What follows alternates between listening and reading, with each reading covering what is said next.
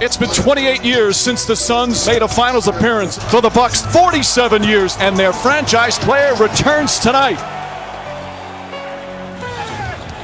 Heaven now on earth, $500,000 on the watch. 3 bands on the sweater just to let it watch.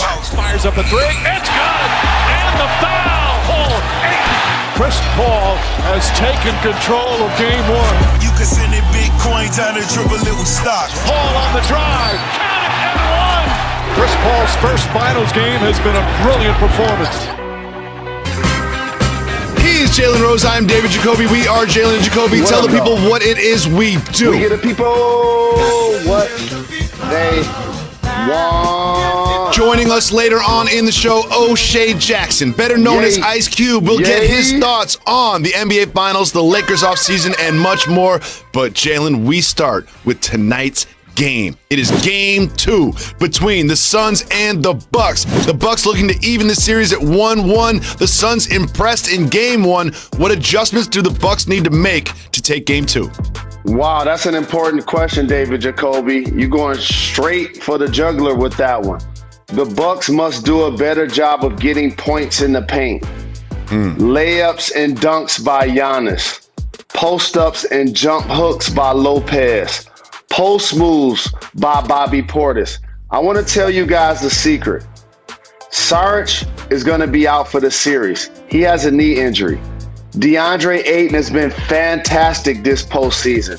It's been a coming out party. But you know who their backup center is? Frank Kaminsky. You got to find a way to get DeAndre Ayton in foul trouble. You have to continue to attack him. You got to continue to make him work. And also, where's Jrue Holiday? You know how much I'm a fan of his game, and I know that's one of your favorite players. He's going to bring defense, and you pay attention to both ends of the floor. I don't. He's going to get assists.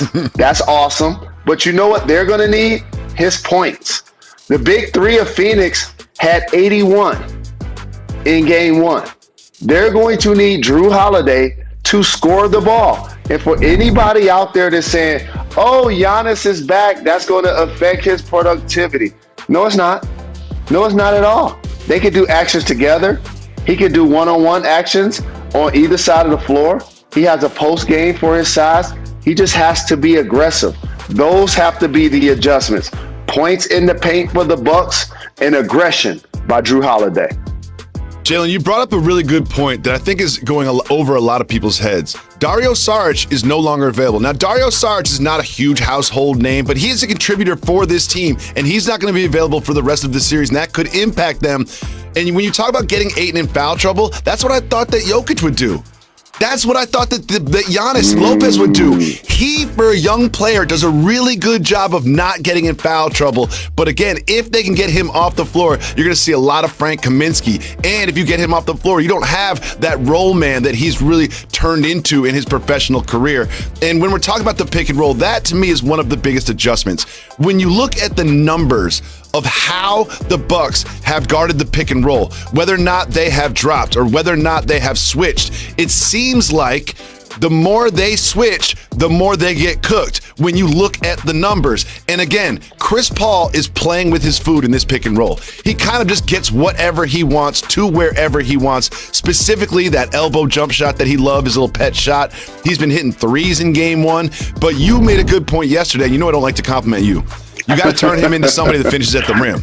You got to turn Chris Paul into somebody who finishes at the rim, because he'll stop at the elbow and he'll shoot that step back easily. But if you turn him into that, that's going to be effective. One of the stories of game 1 was how many times the Suns got to the line at home. Coach Bud talked about that. Let's listen to the coach of the Milwaukee Bucks.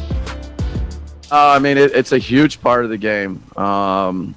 You know, they have 25 points from the free throw line. You know, we're a team that prides ourselves in defending and being able to be good defensively without fouling.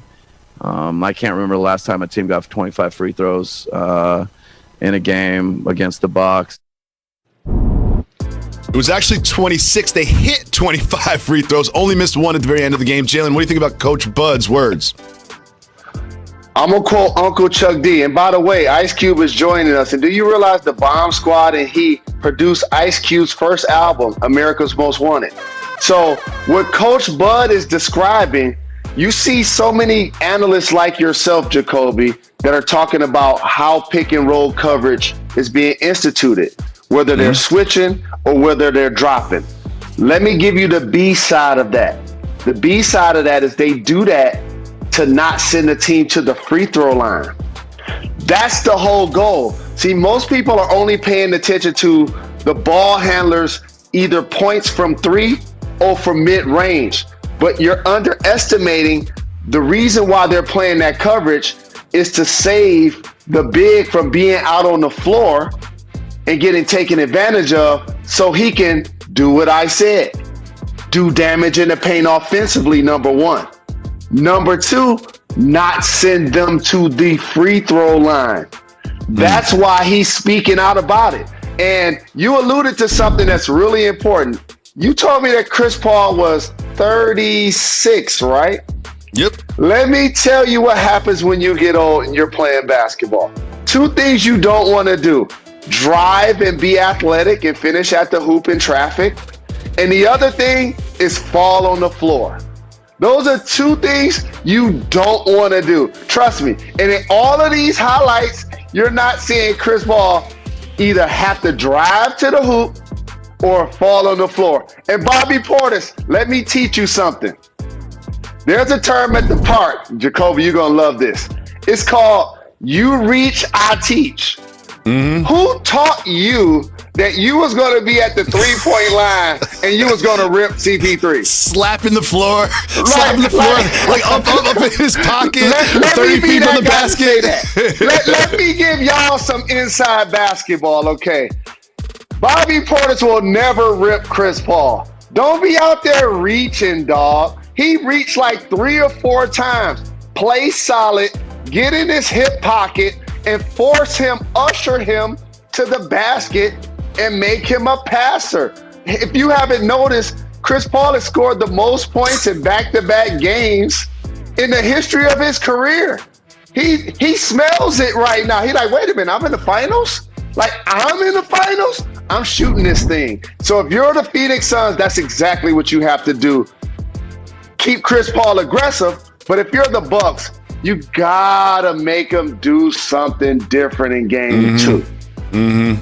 And as always, we're going to talk about the big three for each team. But if the Bucks could get a couple key threes from Bryn Forbes, get a Connaughton three, he showed up a couple times, maybe get a couple bucks from Bobby Portis. They need those others to contribute as well if they're going to game 2. But Jalen, during game 1, I noticed something that was the most important thing that happened during the broadcast. And it was these words from your former teammate, Mark Jackson. My guy at lunch today said if he had to live it all over again, guess what he would be? A rapper. Jeff Van Gundy started spitting a freestyle at lunch with me. I don't even want to know. No, you don't. Why is no one covering this? Why is no one covering the fact that Jeff Van Gundy was freestyling at lunch? I want to get these Jeff Van Gundy bars. Jalen, you're in Phoenix. Can you talk to him about this? Can we get him on wax spitting the hot fire from Jeff Van Gundy? David Jacoby, when the pandemic started and people needed to work from their homes via Zoom, everybody started to make sure they paid attention to their backgrounds. Look over your shoulder. I see Mike Tyson. I see Larry Bird. Oh, look over my shoulder. I see a Jada Kiss bus. I see the Ali Summit. We've been 10 toes down for the culture. So in other words, that's why we're covering it. And of course, Mark Jackson, who was raised in Queens and loved Run DMC growing up, and Jeff Van Gundy, who coached in Houston, who coached in New York, has bars. I like the fact that he's reinvented himself as an announcer. I played against him as a coach. Remember that. I played against Jeff Van Gundy as a coach. And you know what he was? One word: unhappy. He was just unhappy. And now all of a sudden in the media, he's reinvented himself. He has great freestyles at lunch. I love those guys so much. And you know what I like about those guys? Unlike most dynamic duels that you and I represent in this game, most dynamic duels in this game were put together by the label. You know what I'm saying? We're put together by the network. You'll see Jalen and Jacoby front row at the Nets game. You see us champagning and campaigning together. And as a matter of fact, I ain't gonna even start telling y'all where we met. That we'll do that on the podcast. Jalen, what are you doing? It's time to show me some Showhead.